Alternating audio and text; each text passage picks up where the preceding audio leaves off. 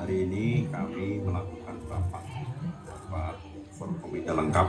Ada Pak Pangdam, ada Pak Kapolda, ada Kapinda, Ketua DPRD, kemudian ada Pak Wakil Gubernur, Pak Kajati, Kapengti, kemudian Bu Kepala TPA, KPA. Di mana rapat ini kita bahas terkait dengan perkembangan situasi. Perkembangan situasi kita bahas terdetail untuk agar situasi wilayah Pati dan khususnya dan secara umum wilayah Jawa Tengah kondusif dalam rangka menciptakan situasi terutama iklim investasi di wilayah kita. Ada hal yang perlu kita bahas, perlu saya sampaikan. Yang pertama, situasional wilayah Pati kondusif.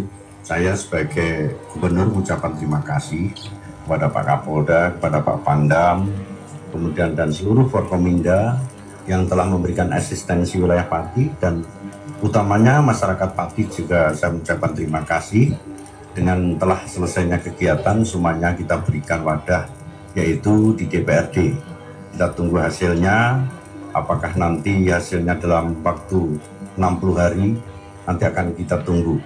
Dan ini ada proses konstitusi yang harus secara transparan kita berikan, itu yang pertama. Kemudian yang kedua, langkah-langkah yang kita lakukan, Pemprov, Sekda dengan otonomi daerah sudah saya perintahkan untuk melakukan pantauan bahwa pelayanan-pelayanan di Kabupaten Pati harus berjalan sesuai dengan koridornya.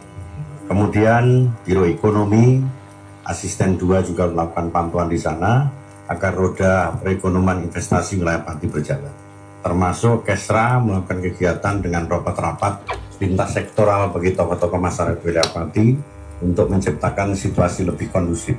Termasuk Dinas Kesehatan juga melakukan pantauan di sana agar problem kesehatan masyarakat kita terlayani dengan baik. Ini adalah gambaran secara umum.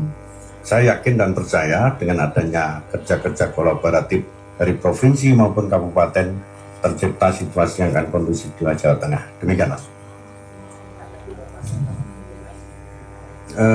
Tentu ini menjadi pelajaran bagi kita, makanya nanti akan kita lakukan rapat dengan seluruh para bupati wali kota terkait dengan situasi perkembangan yang berkembang di wilayah kita. Contoh misalnya, dalam hal penaikan PBB di wilayah kabupaten kota, itu adalah kewenangan daripada pemerintah kabupaten kota. Tetapi tugas Pemprov adalah memfasilitasi, melakukan koreksi, dan diajukan ke kita untuk dilakukan verifikasi.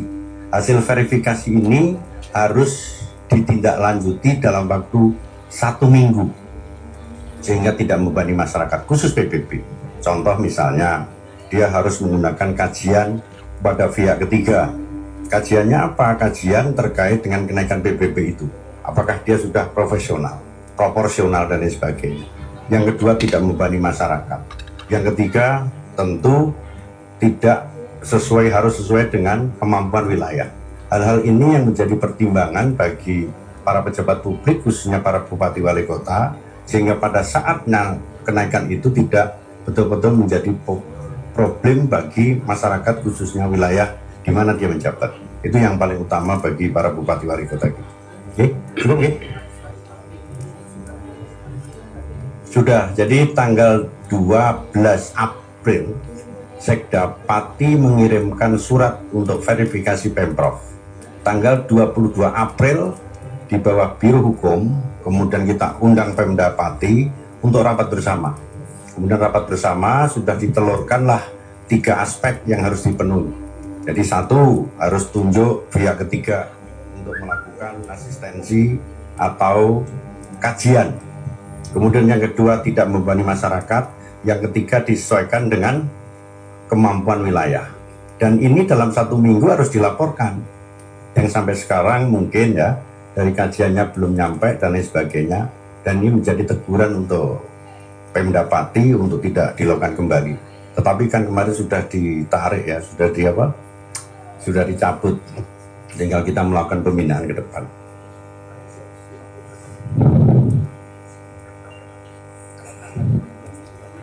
Belum ada kajiannya belum ada. Oke, cukup.